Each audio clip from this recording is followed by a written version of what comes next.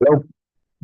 Yeah, good afternoon. Thanks for coming. Today we're going to talk about Mexican cartels, fentanyl, and the global synthetic drug revolution.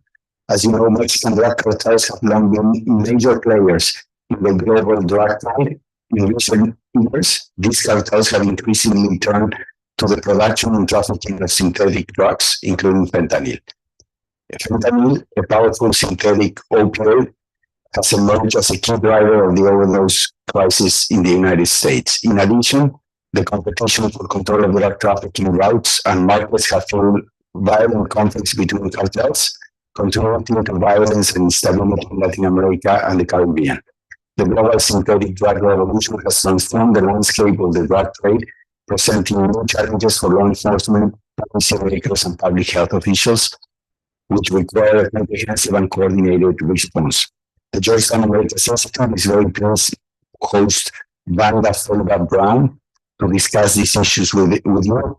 Vanda is a senior fellow in the Stroke Talbot Center for Security, Strategy, and Technology in the Foreign Policy Program at the Brookings Institution. She's the director of the initiative. Sorry. Okay. She's the director of the initiative of Non-State Armed Actors. She's also the co-director of the Africa Security Initiative and the book series on opioids, the opioids crisis in America, domestic and international dimensions. Previously, she was the co-director of the conference project in global drug policy, comparative perspectives beyond 2016, as well as of another different projects reconstituting local orders. She's an expert on international and internal conflicts and non-traditional security threats, including insurgency, organized crime, urban violence, and illicit economies. And complications which we find the extension market, wildlife trafficking and how to counter it, narco law, Mexico's cartels, cops, and corruption, and shooting up under insurgency and the war on drugs. She's the author of many reports and academic articles and opinion pieces. She received her PhD in political science from the MIT and her bachelor's degree in government from Harvard University. So we couldn't think of anybody better to discuss these issues with us. Vanda's going to make a presentation, and then we will open it up for questions from you and also from the people in our YouTube channel. So please, Vanda, thank you for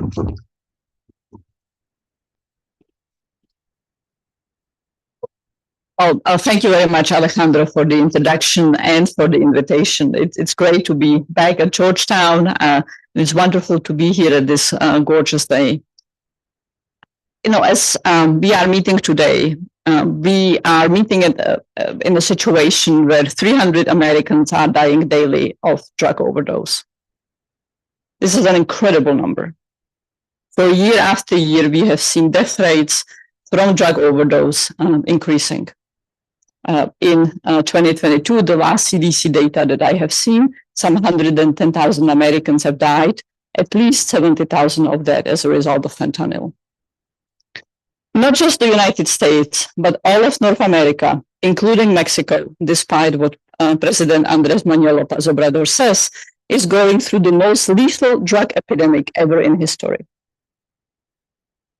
Nowhere and no time have we seen an epidemic as lethal as this. And this, while it is still contained to North America, Canada is grappling, despite very different policies, with analogous drug rates, drug use rates, and drug overdose rates, also because of synthetic opioids, specifically the fentanyl class of drugs. And although President López Obrador says there is no fentanyl use in Mexico, independent studies are showing that not only there is use, but it's spreading geographically and it's spreading in intensity. In a matter of time, in my view, synthetic opioids will spread to other parts of the world, Europe and Asia, and eventually Latin America and Africa as well.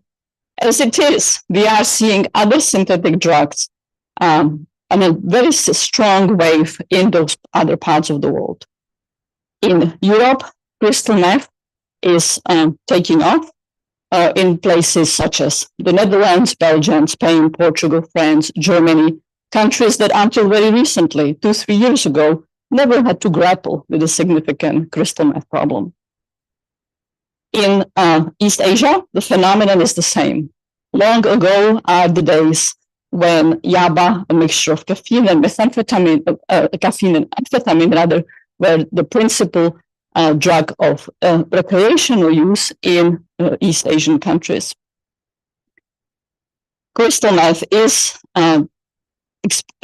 showing rates of increase 6 times, 8 times, 7 times in countries such as Cambodia, Vietnam, Laos, Thailand, even in the context of really very poor monitoring of what substance use disorder actually looks like and what substance use prevalence actually looks like, there is the significant escalation and hardening toward crystal meth. Crystal meth is also a key drug in Australia and New Zealand, some of the most profitable markets in the world, even as cocaine continues to be highly sought after in those markets. And even as Europe is still going through a wave of cocaine, these synthetic drugs are coming in.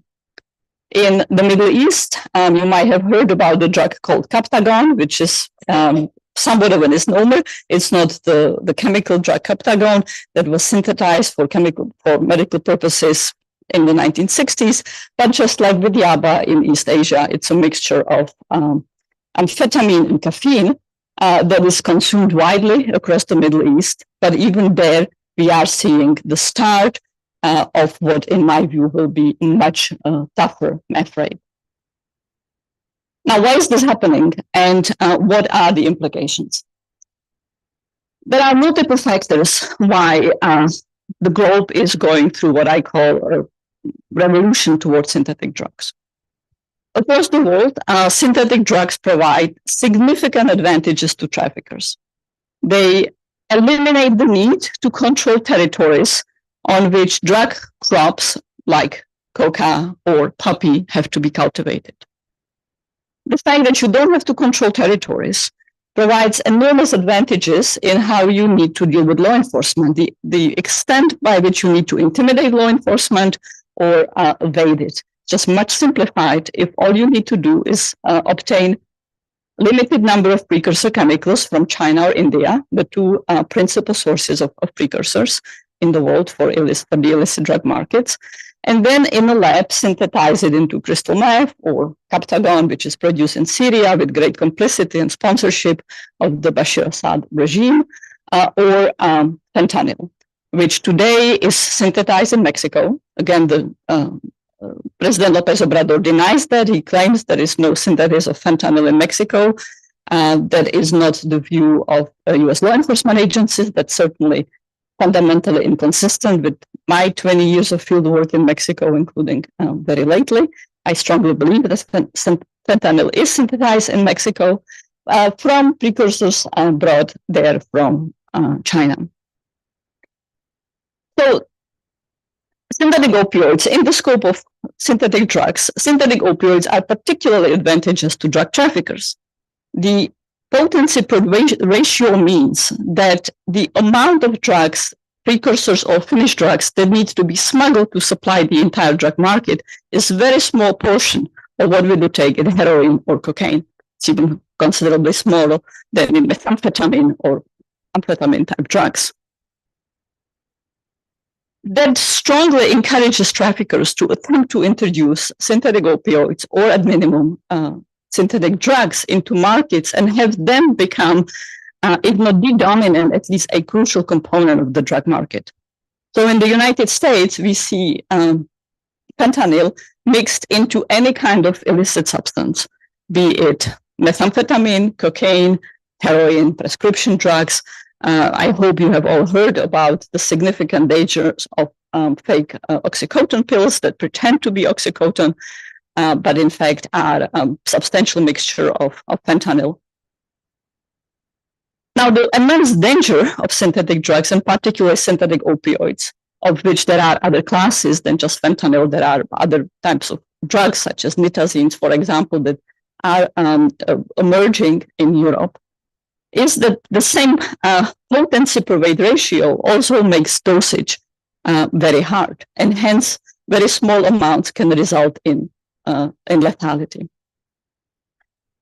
Yet this calculation of the danger that the traffickers will not dose, or whether at the wholesale level or at the retail level, the pills correctly in selling them to customers has not deterred drug traffickers, retailers from supplying them to people. In Mexico, the two principal groups that are producing fentanyl and delivering it to the United States are the Sinaloa Cartel, specifically the Chapitos branch of the Sinaloa Cartel, and Cartel Jalisco Nueva Generación. And in indictments that the US government made of the Chapitos, the Justice Department made, and some of the wiretap that was released as part of the indictments, there are those stunning, egregious conversations between the Chapitos in which they're discussing sending a particularly bad, highly potent batch of fentanyl, knowing that it will kill those who will use that batch. And they're responding, well, that's fine that all these Americans die. Our goal is simply to create streets of American junkies, with the brutal calculation that they will get more people addicted than they will kill off. Very appropriately, those who sell fentanyl have been pushed to the top focus of US law enforcement agencies. So this generic quality of synthetic drugs, the ease of production, the ease of logistical networks, the lack of the need to control territories is one important driver of the synthetic drugs revolution, as well as the ability to increase and manipulate potency. And the second is the specific actors that are in those markets and their collaboration increasingly, at least in some aspects, and their competitions in other aspects. So globally, the most powerful drug trafficking groups and frankly organized crime groups today are the two large Mexican cartels I mentioned, Sinaloa and Cartel Jalisco Nueva Generación, as well as Chinese criminal network that in popular parlance are often called triads. Some of them are triads in the sense of having some sort of anchoring to the original triad societies. Others are not triads. Some might be quite small family-based enterprises. But in the Latin America space, it is the two Mexican cartels that are the dominant trafficking actors, and they have built up drug trafficking operations in Europe. They're very much behind some of the push toward meth in Europe. They have developed good connections with Turkish, Albanian, as well as Italian criminal groups that allows them unprecedented access both to Europe and to the Middle East. They're spreading their operations in the Middle East. And they are increasingly competing with the Chinese networks in Australia and New Zealand. There is long collaboration between the Mexican cartels, specifically Sinaloa, and Chinese criminal groups in the delivery of precursors before fentanyl for meth to Mexico.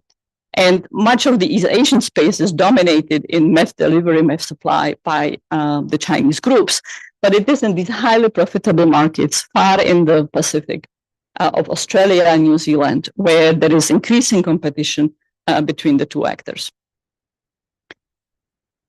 Now, we often talk, I have been doing so in the conversation today, of Sinaloa and Cartel Jalisco as drug trafficking entities.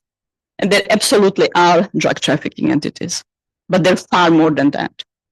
They have become highly diversified, their economic portfolios have become highly diversified, and they are increasingly taking over legal economies in Mexico. In 22, I had published significant investigative work that, for example, showed how much the Sinaloa cartel and subsequently Cartel Jalisco Nueva Generación is taking over legal fisheries in Mexico. In my years of coming to Mexico for research, I have heard for a long time how legal agriculture has been taken over by the two cartels. And not just avocados that you frequently hear about, but any kind of agricultural production will at minimum face extortion pressure from the two cartels, but more often than not, will have other significant forms of involvement of one trafficking group, or one organized crime group, or another. Beyond the two cartels, more broadly, criminal groups in Mexico have taken over logging. They have moved into wildlife trafficking. They have moved into water distribution in Mexico. In sector after sector, alcohol sales, cigarette sales, mezcal, tequila sales, there is a desire by the cartel not just to extort, but to find its way in, often with the explicit desire to control the entire vertical chain of the supply. And just to give you an example of what this looks in practice, let me stick with the fisheries examples. So it would start with the cartels engaging with small artisanal fishers in Mexico, often fishing illegally without licenses, in violations of quota, and dictating terms to them under which they can conduct this illegal business. Over time, the terms would become increased in their scope, as well as in the level of control the cartels would impose. So no longer just taxing the fishers, but demanding that the fishers sticks to specific quotas, that the fishers sell only to the particular cartel. Sinaloa was the pioneer in this approach, so selling only to Sinaloa, ultimately moving to dictating terms of business to processing plants, that they process without payment or just with minimal payments the fish that the cartels or seafood that the cartels would bring in, subsequently demanding that the processing plants issue certification of sustainability, certification of export to the United States.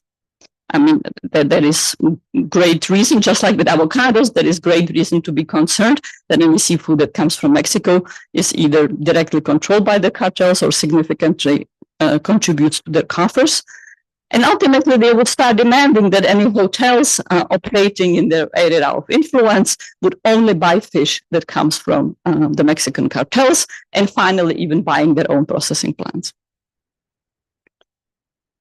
And moving eventually in time from controlling small artisanal fishers to mounting that same pressures onto entire federation, fishing federation, entire fishing industry. And essentially this story of desire to control, to insert itself in, to penetrate the legal economy and significantly distort and dominate the legal economy is true about economy after economy in Mexico. What we are really seeing in Mexico is continually expanding control of the cartels over territories, people, legal economies, and institutions. Now, I remember going to Mexico in 2013, spending time in what's called as the Tierra Caliente, central part of Mexico, places such as Michoacan and Jalisco. And at the time, was soon after on one of the trips after municipal elections, I spoke with the mayor who was elected several weeks before as a mayor, or a month before, as a mayor of a municipality, some distance, I don't want to be specific, from Morelia, from the capital. And we spoke about how he interacts with the narcos. And he said, look, the day after I was elected, 2 pickup trucks with armed men showed up at my house. They went into my house. They said, Mayor, we know who you are. Here is your wife. Here is your children. This is what, this is how you and your family can survive if you cooperate with us in these manners. These are the cars that you cannot touch and never inspect, that your municipal police cannot touch and inspect. We expect that I forget the amount, I think he said 20% of the municipal budget will be handed over to us. Here are other rules and restrictions. And if you do not do those things, bad things will happen to you and your family. So the next day, he said, I called the state authorities in the capital. I called the state authorities in Morelia, and I said, this is what happened to me. What kind of protection you will give us? You will give me? And he said, I received no protection. So I said, well, so what did you do? He said, well, I received no protection from the state. I have come to figure out that a good chunk of the municipal police way before my election is working for the cartels. I am still alive and I'm still the mayor. What do you think I did? Now, this was a decade ago. when I would go to Mexico in 2021, 2022, last year, the story that I hear is that you do not run for elections without the consent of the cartels in the first place. That doesn't mean that every single election is controlled by the cartels, that every single candidate is selected by the cartels. But in various parts of Mexico, substantial and growing number of parts of Mexico, the cartels will have inordinate sway as to determining who is a viable candidate, both by delivering money to their preferred candidates by the bagful, but also actively intimidating, killing both the candidates themselves they don't like, or the electoral campaign workers that work for them. So the entry point with which they try to subvert Mexican processes and Mexican institutions have shifted far more down the line. So as the United States is thinking, and not just thinking, is moving toward a policy of de-risking from China, as it's trying to nearshore or friendshore, and there is a potential for very substantial increase in trade, productivity, joint production between the United States, China, Canada, and the USMCA, highly desirable goal and highly desirable objective. We need to think very hard of the extent to which the United States and Canada will be integrating with a narco economy, or economy in which criminal groups are deeply involved in legal economies and shape and subvert legal economies. Now, how did we get to this state? There is a long history of failed criminal justice reforms in Mexico, of various efforts to change legal institutions in Mexico, law enforcement institutions and justice institution, make them more capacious and purge them of infiltration. There are many disappointments with the reforms. Corruption seems to have survived decade and decade and decade, effort and effort, administration and after administration of trying to cope with the infiltration, trying to purge out the infiltration. There are disappointments that have come from the way that law enforcement policies have been intertwined with very high death rates, a lot of pain in Mexico, resulting from what many people in Mexico interpret the war of President Felipe Calderon on the cartels and the subsequent dramatic escalation of homicides. Incidentally, for years after years, we've seen 30,000 death rates, 30,000 deaths per year in Mexico. And in just the past few years, including last year, we're really seeing a very significant increase in the number of people disappeared as criminal groups in their political arrangements with local authorities have come to prefer to disappear people instead of killing them. But the fact that people disappeared in the vast majority of time means they will never be seen alive again. But things became particularly challenging and difficult in the current administration of President López Obrador. He is in his last year. Mexico is soon on the cusp of very large, very important elections where many offices, including the office of the president, will be changing hands. And President López Obrador came in determined to have a radically different approach to dealing with the cartels. What he at the beginning called hearts, not bullets, where he hoped to build the policy toward the criminal groups on developing socioeconomic opportunities for underprivileged young people who would not have access to jobs or education, who would not easily compete in the legal economy and be subject to be susceptible and subject to recruitment by the criminal groups. I think there was a lot of positive to be said about the thrust of that aspect, but unfortunately those programs were never designed well. They ended up often frequently corrupt, and they certainly could not be expected to generate outcomes rapidly.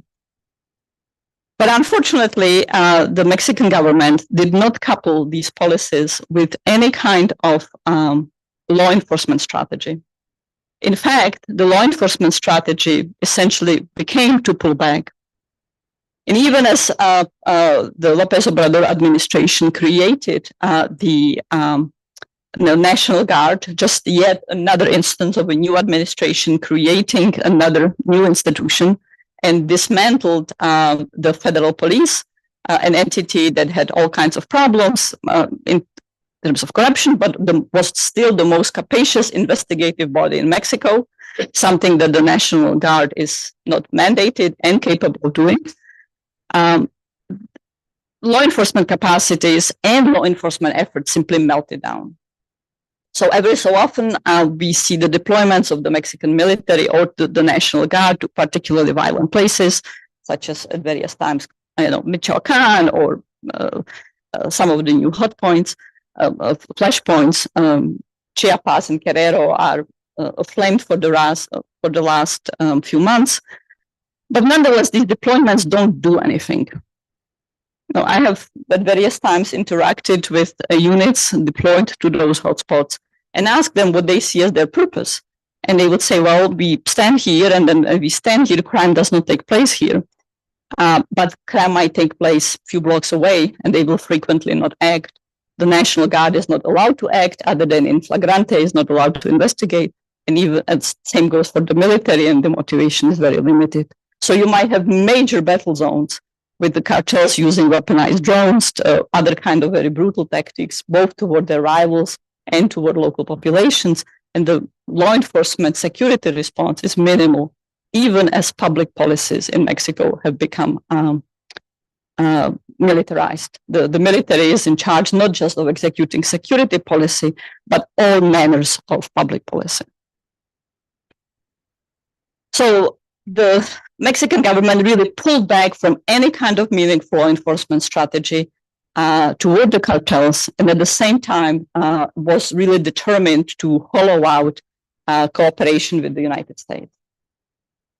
López Obrador came to office determined to undo Merida. That was the US-Mexico security framework, the most capacious cooperation between the two countries, and succeeded in doing so, especially after there were several very intense moments in the relationship, such as the US arrest of former Secretary of Defense, General Salvador Cienfuegos. What was instead created was what is known as the bicentennial framework that on paper put in many of the same policies and objectives and tools that a robust cooperation would have. But in practice, the implementation of the cooperation is still very minimal. And often the Mexican government likes to interpret the cooperation as you Americans take care of your sides of the border, you catch the money that's coming to Mexico, you catch the weapons flows, and we do what we want on our side of the border, and we've been watching our shoulder, let alone telling us what to do. But the outcome is deeply unsatisfactory, deeply inadequate level of cooperation from the Mexican government with US law enforcement efforts, and deeply inadequate response of the Mexican government to the immense insecurity that people in Mexico face daily, and the immense pressure that the cartels are imposing on the Mexican state and Mexican society. It is in Mexico's own self-interest to prevent this dangerous slippery slope on which the country is, and to halt and reverse the way that the cartels are taking over the country in this very multifaceted way. Now, why is the Mexican government able to have this policy of not cooperating with the United States sufficiently? Well, in all fairness, there are moments of cooperation. For example, with the provision of US intelligence, some interdiction operations have taken place by the Mexican government. One of the sons, one of the Chapitos, Ovidio, was arrested with US intelligence in what was a very bloody battlefield, urban battle, twice, in fact. The first one failed. Several months ago, some of the key enforcers of the Sinaloa cartel, again with US intelligence, were arrested. Ovidio was extradited to the United States. We have learned through brilliant investigative work of Reuters how much the Mexican government manipulates and falsifies data about the number of labs that are busted in Mexico, and the exaggeration of these interdiction operations. But frankly, even if there were more genuine vast actions against labs, which I support, that's insufficient. What really needs to take place is much more systematic dismantling of network, building up of intelligence, not just on the odd high-value target, but on the entire network, and being willing to act against those larger segments of the networks. And we have not seen the willingness, not just for the as part of US-Mexico cooperation, but for Mexico's own sake. And of course, hanging over this relationship is the position that the United States finds itself in with Mexico over migration.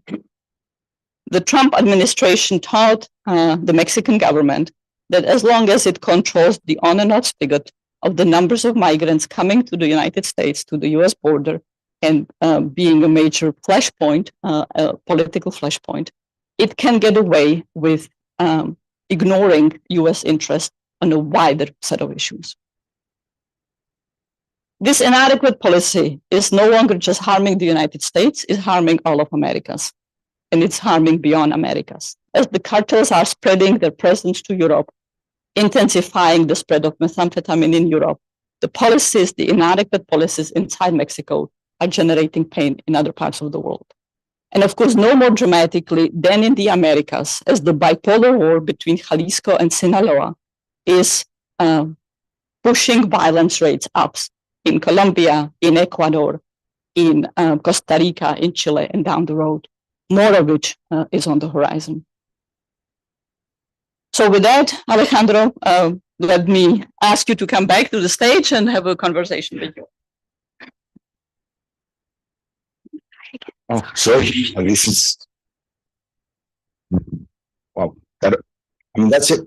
That's a lot. And I think before we open it up to questions, maybe a couple of questions that you touched upon at the end. I mean, this expansion of the hostilities between the two cartels to the rest of Latin America. I mean, what's the driver? What's the purpose? And a little bit in terms of their business model. I mean, why do they go into the traditional economy? I mean, maybe one thing they might have the option of expanding geographically in their same line of business, or also expanding locally to their businesses. No, I mean, maybe none of those, but the idea of going into this, into specialist agriculture.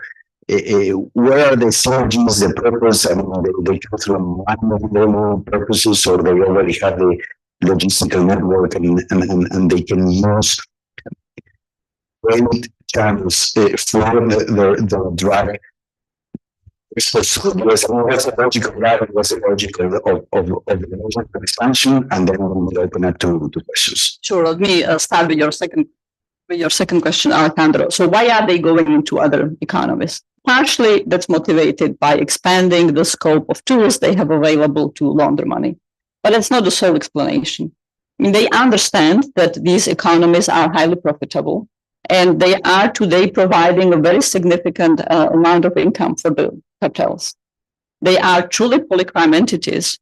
So even if we, for example, somehow manage to defund their drug trafficking operations, not that we are anywhere close to achieving that dream, they will have plenty, perhaps more income coming from just generalized extortion, and more importantly, from the other value aspect, profit from participating in the economy. So on the one hand, they are voracious capitalists. As part of that just takeover of legal economies, money laundering is one aspect, but it's not the sole. Profits are driving, importantly, that goal. But I think they also really understand that this adds their political power. So there's often a lot of misconception that only groups with political ideology, like Al-Shabaab or the Taliban, or at least decades ago, the FARC, have political impact. Criminal groups, potent criminal groups, can have very significant political impact. And criminal groups in Mexico have very strong political objectives. That's why they get involved in manipulating the elections. The objective is not to take over the state and hang the flag of Cartel Jalisco Nueva Generación in Mexico City. The objective is not to institute a new ideology, but the objective is to shape the local political environment and the national environment to enable their business in legal and illegal economies, and to protect them and prevent them being subject to law enforcement, prosecution, rule of law.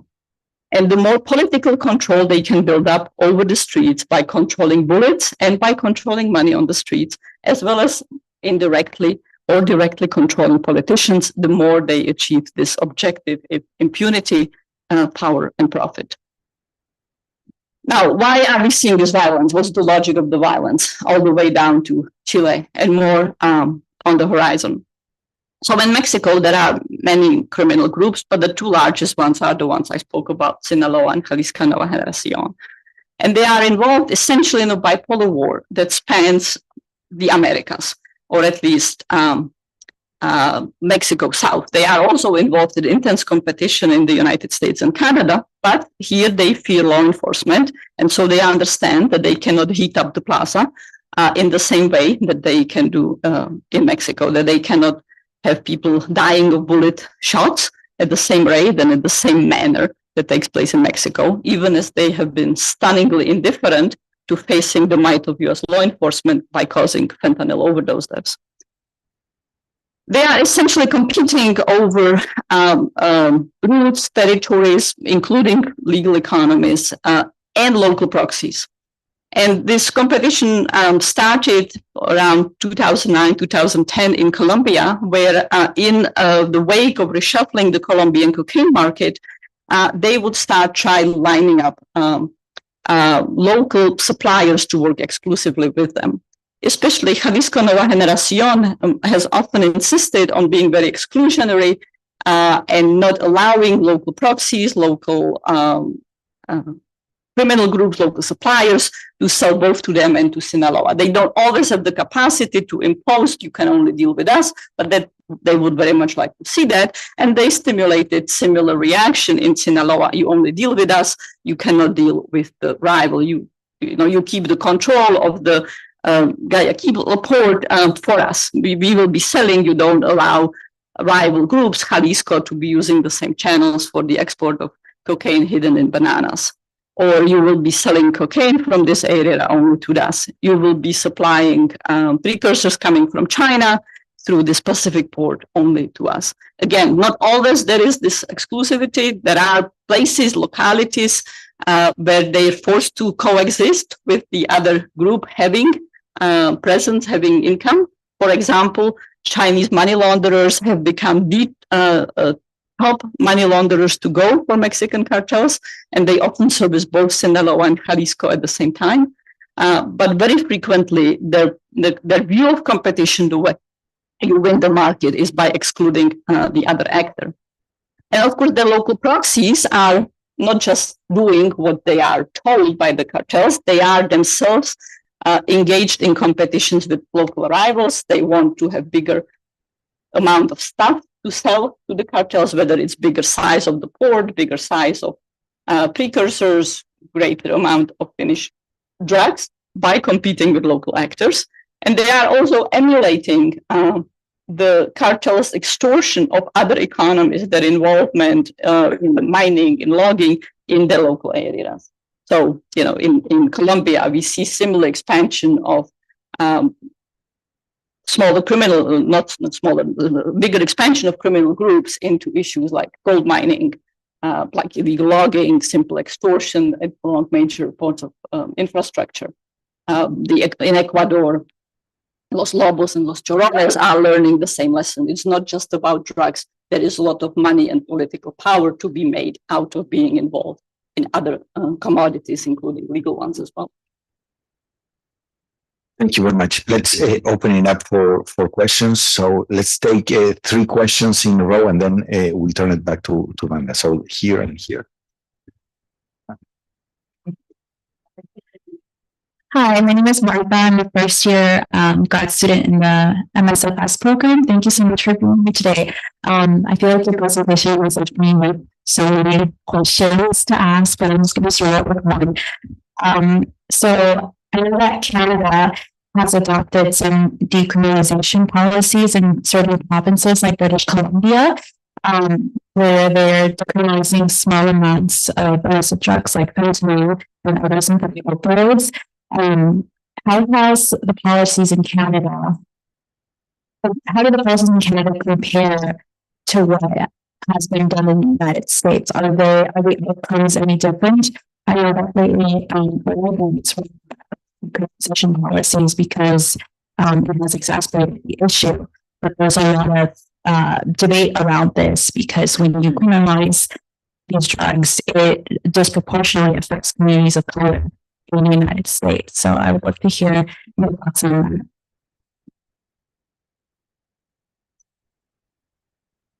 that. Okay. Hi, I'm Abby. I'm also doing a master's here at Georgetown. I did my thesis in undergrad on how master doctors in Latin America have replicated governance, and I did a thesis for a master's on the effect of cartel violence on educational attainment in Mexico specifically. And we touched on this a little bit, but like I think we see that cartels have really not only like entered the political space in terms of their business, but also they are replicating governance. Like this was classic with Escobar in Colombia, but also during COVID, the cartels in Mexico were the ones like handing out resources to civilians. So I guess my question is more like, is this still just purely because of their business aspirations, or is there more political like aspirations underlying that as well? You have another one?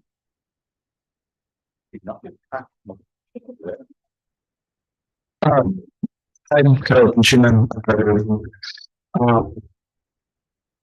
In view of the electoral process, there's already 20 killed candidates in Mexico. That's fine. How are they going to behave? And qualitatively speaking, that was the change from 10 years ago to today in the supply chain of extortion vis-a-vis policy and decision making in Mexico, and perhaps how it contrasts from like a really dangerous area like Japan, or like we're likely to see Veracruz, or maybe a relatively peaceful place like say Hidalgo or Aguascalientes. Thank you for being here. Well, thanks very much for the smart questions. Marta, let me start with decriminalization. So it's important to unpack what one means by decriminalization. What places like British Columbia, Portugal, Oregon did was decriminalize use. We have not had decriminalization of wholesale distribution. In fact, arguably, Mexico has had a de facto policy of decriminalization of distribution because the action against the cartel has been very, very minimal. Now, this is not the official policy of Mexico. There is no declaration we are decriminalizing supply and dealing with contraband. But since enforcement has been so poor, essentially we are watching 5 years of decriminalizing supply side in Mexico. But let's stick to the criminalization of use. So I certainly strongly believe that sending users, nonviolent users, to prison is a bad policy. It does not wean people off from use. Very frequently, even if people cannot access drugs in prison, which you would be surprised how often they can access drugs in prison, they will not really have been provided with adequate treatment. When they are released from prison, they often return to the drug market and can, in fact, overdose very quickly, especially in the context of fentanyl. And we clearly need to significantly improve access to quality evidence-based treatment that very strongly features medical interventions. Certainly the provision of buprenorphine, not just as overdose medication, but also for dealing with substance use disorder, for many people, chronic, sometimes lifelong disease, much more robust provision of psychiatric assistance as well as psychosocial support. I think it's very worthwhile to experiment with methadone maintenance and not just experiment, really expand methadone maintenance. harm reduction measures can also be very useful. Now, one often cited big advantage of, for example, safe needle exchange is that it can limit transmission of diseases such as hepatitis. Very important. HIV/AIDS, very important. Well, those are measures that are not so applicable when your principal method of consuming is take prescription pills or prescription pills. Then having rapid access to being treated in overdose occurs, whether through being able to test pills for what amount of fentanyl or whatever composition of the drugs the pill actually features, places where people can use safely, and when if they overdose can receive access. All of those are good measures. They're challenging to introduce for political reasons, for other reasons. For example, the one safe needle exchange that operates in New York City in the Bronx is vastly unpopular with the local communities. They feel it's actually a community with a strong number of people of color. One would think they would be positive about this radical change in city level policy. In fact, people are resentful. They see users coming in, they finding lots of trash, unsafe needles. And the complaints that you hear from aspects of the community is the white people are dumping the clinic onto the black people as if the black people didn't suffer. So, it's one thing to say harm reduction, it's far tougher to implement. And in the United States, despite significant improvements to treatment access during the Obama administration and continuing in the Biden administration, still only 12% of people who are seeking treatment are able to receive it. 12, despite this incredible death rate that we have. That said, the treatment harm reduction side is no miracle cure.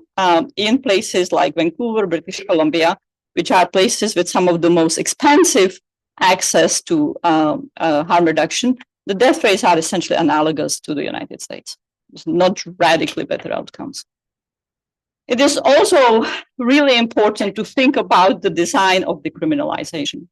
So a country that for a good number of years had very significant success with decriminalization of use, Portugal, was able to reduce the number of people in prison. That's very, very important. Sending people to prison is problematic. The lives of their families will be significantly hampered, if not ruined. Their ability to reintegrate into society, find legal job afterwards will be significantly undermined or prevented. It's a burden on the criminal justice system. It's a burden on society. It should not be your first policy, send someone to prison. So that was a big accomplishment. And for a while, there also seemed to be accompanying improvements in kind of broader criminality associated often with drug markets. But the policy in Portugal never was, you can just use drugs. I mean, if people were identified, accosted with drug possession that fell within the standard allowed limits, they had to show up at the administrative board. They had to, they got a talking to from the administrative board that explained to them how bad the drug use was. It tried to divert them to treatment, and if they committed associated offenses like driving under influence, other penalties, at least civil penalties, would follow, as opposed to you can just use and there is no more interaction, there is no more discouragement, which is the way the policies were adopted in Oregon, and found themselves in the storm of both petty criminality, homelessness, significant increase in street crime, significant increase in use, and the general pushback that resulted now in the decriminalization being ended and Oregon recriminalizing. Abby, you were asking about cartels and governance, and is there more? Is there a greater political ambition? So again, I don't believe that the cartels want to run a country. Why would you? It's an enormous burden, right? Why would you want to when you have power, money, without having the responsibility of running policies? They might be voracious capitalists, but they are not great capitalists. They don't necessarily have the very unique, innovative market insight. They want immunity, impunity, I should phrase it. And that's what the purpose of accumulating political power is about. Now, there are various components to their governance that seek to do that. It's not just about co-opting the politicians, co-opting the candidates. It's about building political capital with local population. That's why way before the cartels were distributing soap and food and other packages during COVID, you had El Chapo and Escobar holding big fiestas and giving money to the Catholic Church and building stadiums and handing out cookies, toys, and pencils to school children. It's what the politician in the patronage system does: hand out goodies to buy, to create political capital. But the extent of their political effort or their governance effort has grown in other ways. You brought up education. So one aspect is that you see the cartels in a place like Morelia, since we were talking about Michoacan, very actively recruiting students graduating from universities for a variety of projects, not just to be cooks of meth or fentanyl, but for all kinds of other management accounting services. In the takeovers of legal economies, agricultural product or fisheries products, they often have accountants embedded at a particular place, a marketplace, that will monitor that the producers are not cheating on them in how much money they're disclosing. They have accountants control and their own enforcers embedded in factories. But they're also, to various degree, and that's not uniform across the criminal groups, intrusive into education. So, for example, in the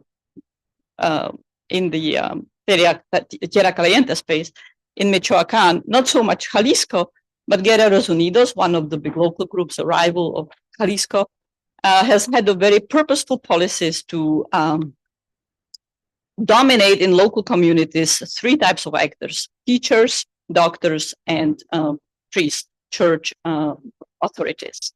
And they would tell the teachers, look, this is what we want you to be teaching. We want you to be teaching loyalty. We want you to be teaching the Mexican version of Omerta. You never read to law enforcement authorities on our behavior. We want you to be teaching this strong familial obedience. You do what your parents tell you. You don't do something else. And this would be a part of curriculum that the cartels would tell the teachers, this is what we want you to teach, because this ideology, these values are conducive to our role. And Carol, was it? Gerardo. Your also questions with lots of different components to it.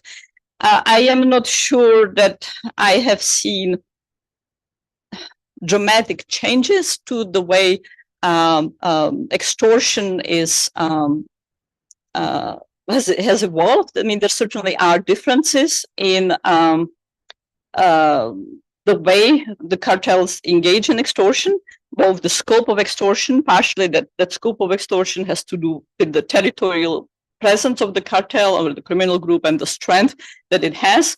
The more geographically spread groups with the greater personnel, they can ask greater number of businesses to be giving them money. They can demand that and enforce that. At various times I have had people, businesses telling me that Sinaloa tends to be far more reasonable in the extortion fees that it sets, that previously set us, and to some extent Jalisco now often ask for far greater fees. I was at various times told by businesses that Sinaloa are the button down criminals. They will come collect extortion fees only every 3 months instead of Jalisco showing up every 2 months. They will be very polite instead of Jalisco brandishing the weapon right in the face of the hotel owner from whom they're collecting money. So there is differences in manner across the groups, but I'm not sure that I can identify evolution in the pattern being different. The scope certainly is different. It's far more present. An excellent scholar of extortion, a leading scholar of extortion, is Elisa Norio at George Washington University, and perhaps she has other further insights. So I don't know if we have some questions on YouTube that, yeah. Question. The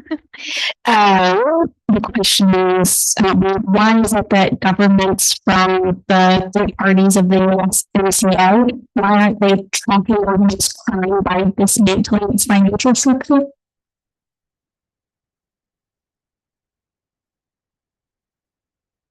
So I don't think that the three governments are indifferent to the issue. I mean, certainly administration after administration in Mexico has demanded from the United States far greater attention to the money coming from the US to Mexico. And a key component of any US law enforcement policy is going after the money.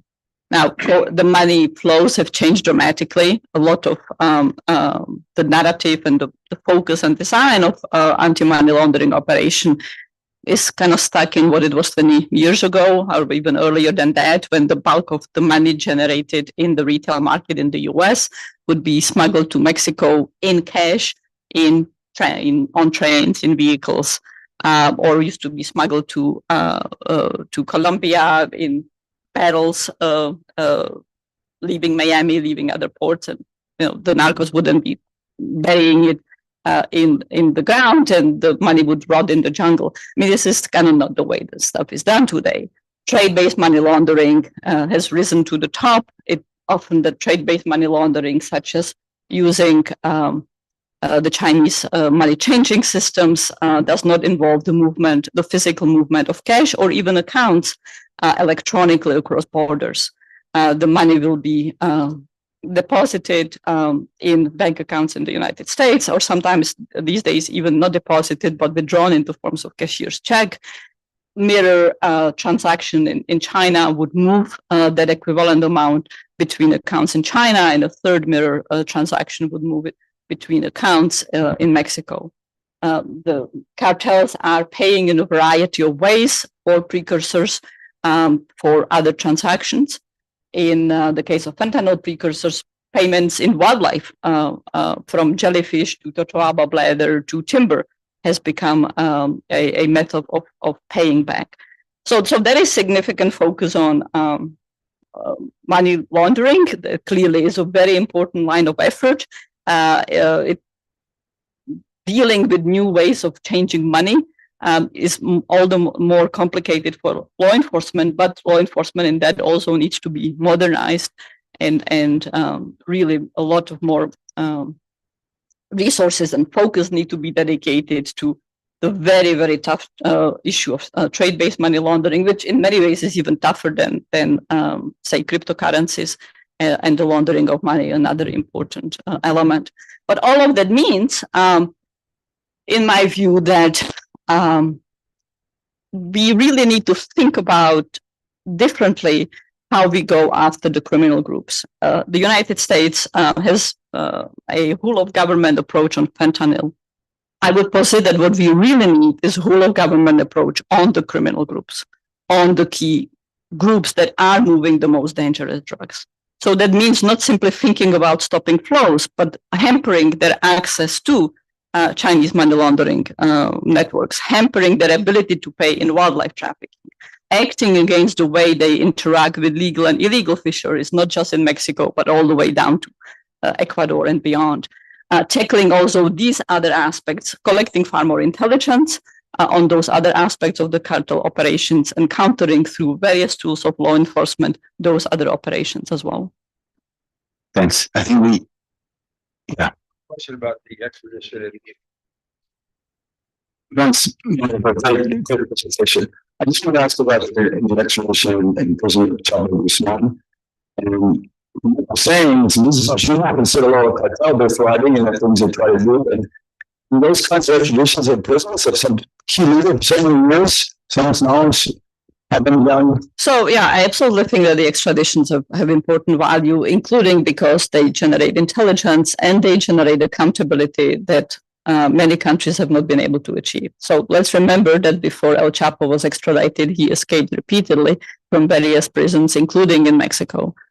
If you look at a core problem of Mexican rule of law, criminal justice system remains the abysmal level of effective prosecution, which in terms of homicides is still 2% as it was 20 years ago. It's nothing. I mean, just a year ago at this time, the Mexican government announced the dismantling of the cartel that was trafficking Tatuaba brothers to China. And several important leaders of the cartel, a whole set of them were arrested. Well, just about all of the prosecution collapsed, including of the leader. The prosecutions in Mexico went through very bizarre process, and ultimately all the leaders were acquitted that have been put up to trial. So I use that as an example. If many of these leaders, whether it's the top leaders or more middle-level network leaders, are subjected to the criminal justice system in the local country, like in Mexico, they can calculate that they will be able to get away. They will be able to bribe, intimidate their way out, or the prosecution will not be able to put together an effective package. So moving them to prosecution, where prosecution will have a significant impact, is also important. And it's not just El Chapo's trial. There's also the trial of corrupt government officials, several of which have been sentenced in the United States. And that, to me, is still clearly dependent on extradition. You would just see not that same level of effectiveness in the local system. But your larger question is, has that changed the amount of flows of drugs to the United States? No, and it never will, as long as the law enforcement effort is the arrest and prosecution of the odd leader. Someone will move to replace them. What is needed is far more comprehensive process against the entire middle operational network of the criminal group, and a more broadly comprehensive effectiveness of law enforcement. And clearly what Mexico needs is to get its effective prosecution rate far higher. I mean, just think about it, 2% effective prosecution for homicides. So that means that if 100 people commit homicides, only 2 will be punished. Well, that means that you can literally get away with murder. Wanda, thank you. Thank you very much. I think you've given us huge insights into such a complex problem that is really affecting, all societies in Latin America, the US and Canada. So thanks for coming, and hopefully we can have you back to touch again, maybe into the policies to fight, and how some of these countries, especially Mexico with the new administration, maybe they can really reset their policies to fight organized crime and drug cartels in the future. Thanks.